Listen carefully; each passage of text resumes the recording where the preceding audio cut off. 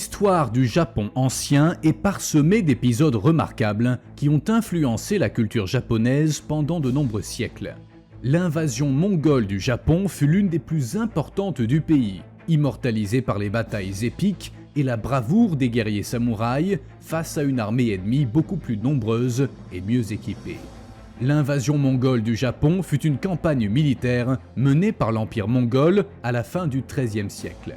Les forces mongoles, dirigées par le célèbre chef militaire Kubilai Khan, avaient des ambitions expansionnistes en Asie et le Japon était une cible stratégique. L'invasion donna lieu à 2 tentatives de débarquement des forces mongoles sur la côte japonaise en 1274 et en 1281. À l'époque, les Mongols avaient déjà conquis la moitié de la Chine et de la Corée, annexant ces territoires à leur immense empire. L'empereur mongol Kubilai Khan, petit-fils de Genghis Khan et fondateur de la dynastie chinoise des Yuan, souhaitait inclure le Japon dans son empire. Il voulait peut-être conquérir le Japon pour ses ressources territoriales, car le pays avait la réputation d'être riche en or. Une autre théorie indique que Kubilai voulait supprimer le commerce entre le Japon et le grand ennemi du sud de la Chine, la dynastie des Song du Sud. Dans un premier temps, Kubilai tenta une approche diplomatique en envoyant une lettre au Japon en 1268 dans laquelle il exprimait son désir de promouvoir des relations amicales avec le shogunat de Kamakura, mais exigeait qu'un tribut soit payé à la cour mongole, menaçant d'une invasion militaire si les conditions étaient refusées. D'autres lettres et ambassadeurs chinois furent envoyés en 1274, mais tous furent ignorés de manière flagrante par les Japonais. Kubilai, furieux, décida de mettre ces menaces à exécution. Le 19 novembre 1274, la flotte mongole traversa la mer de Chine orientale et atteignit la côte japonaise. La première invasion eut lieu cette année-là, lorsqu'une force navale d'environ 900 navires et 33 000 hommes fut envoyée par l'Empire mongol pour débarquer sur l'île de Kyushu, au sud du Japon. La force mongole était dirigée par Argun, un général expérimenté qui espérait conquérir le Japon rapidement.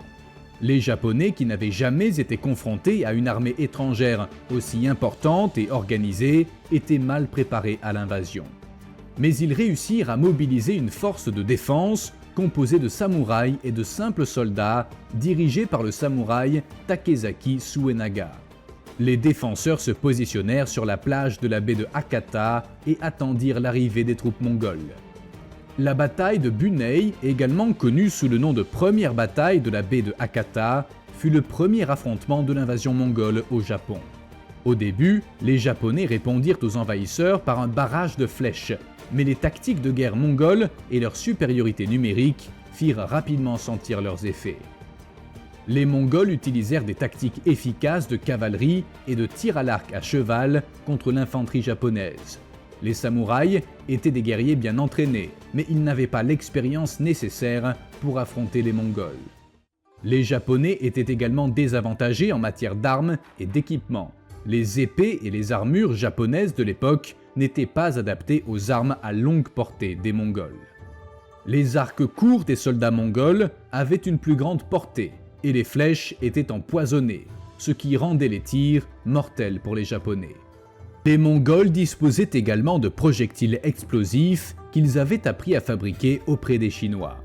La poudre à canon était inconnue au Japon, et les projectiles explosaient dans l'air, provoquant feu et fumée. Ce spectacle a certainement hanté les guerriers japonais, terrifiant les chevaux qui devenaient fous furieux sur le champ de bataille. Après quelques heures de combat, les Mongols commencèrent à avancer vers la ville de Dazaifu, capitale de la province de Shikuzen, défendue par une force japonaise dirigée par le samouraï Kikuchi Taketoki. La ville était un centre politique et économique important. S'en emparer garantirait un avantage stratégique aux envahisseurs. La bataille pour la ville dura 3 jours. Les Japonais résistèrent farouchement aux attaques des Mongols, mais le manque de fournitures et d'équipements adéquats, ainsi que le désavantage numérique, forcèrent les défenseurs japonais à battre en retraite. La ville fut prise par les Mongols le 25 juin 1274. La bataille de Bunei fut une défaite décisive pour les Japonais. environ 6000 soldats japonais furent tués et 3000 autres capturés. Les Mongols subirent moins d'une centaine de pertes et réussirent à établir une base militaire à Kyushu, marquant ainsi le début de l'occupation mongole du Japon.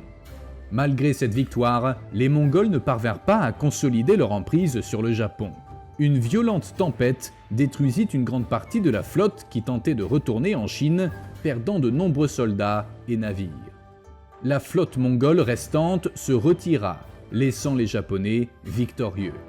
Bien que la bataille de Bunei fut une défaite pour les Japonais, elle montra à Kubilai Khan que la résistance des samouraïs était forte. Une invasion complète du pays serait difficile et dangereuse. Mais les Mongols étaient déterminés à conquérir le Japon et planifièrent une seconde invasion en 1281. L'invasion de 1281 fut beaucoup plus importante que la première. Les forces mongoles avaient rassemblé une flotte d'environ 4400 navires et plus de 140 000 hommes, dont des Chinois et des Coréens.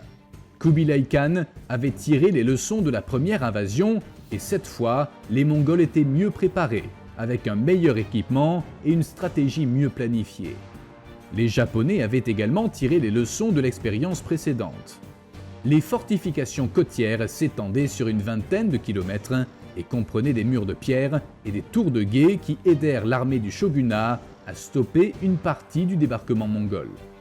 Le débarquement des Mongols sur l'île de Kyushu se déroula en deux phases. La première partie de l'invasion eut lieu le 30 juin 1281 et la seconde le 7 août de la même année. Les forces japonaises, dirigées par le shogun Hojo Tokimune, étaient prêtes à affronter les envahisseurs avec une force composée de samouraïs, de soldats ashigaru et de moines guerriers. La flotte mongole se heurta à une forte résistance de la part des Japonais.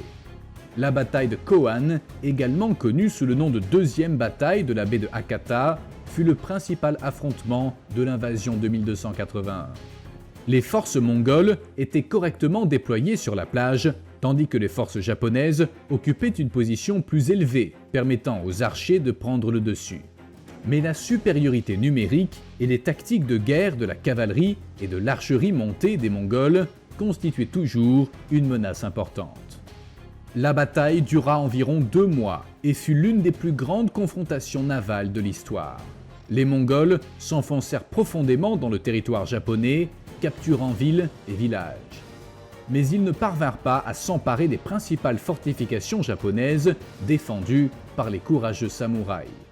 Les forces mongoles restèrent néanmoins impitoyables à la hauteur de la terrible réputation de ce peuple de guerriers des steppes. Utilisant des tactiques de cavalerie, les Mongols encerclèrent et attaquèrent les défenseurs japonais de tous les côtés.